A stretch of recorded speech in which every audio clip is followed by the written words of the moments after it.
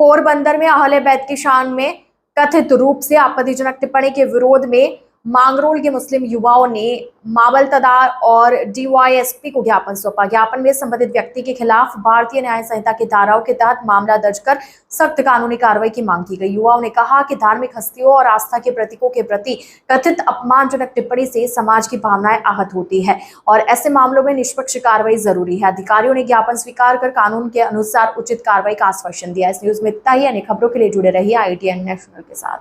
आज तारीख 1/8/2026 रोज અમે મુસ્લિમ સર્વ સાદા જમાત વતી માંગરોળના અમે ફરિયાદ નોંધાવવા આવ્યા છે માંગરોળ પોલીસ સ્ટેશન ખાતે કે ગત દિવસોની 20/7/2026 રોજ સત્તાર હમદાણી સત્તાર મૌલાનાથી પ્રખ્યાત છે, પોરબંદરના મૌલાના છે, તેમણે સાદાત જમાત વિરુદ્ધ અભદ્ર ટિપ્પણી કરી છે। સાદાત જમાતની સર્વ ગુજરાતના સાદાત જમાતની લાગણી દુભાવી છે એવી ટિપ્પણી કરી છે, અસામાજિક ટિપ્પણી કરી છે।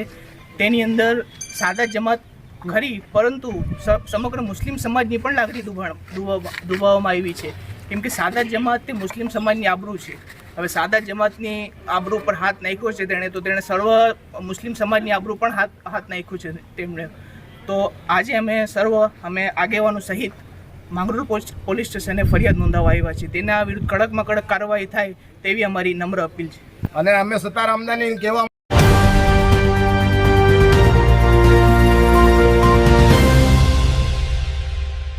ITN National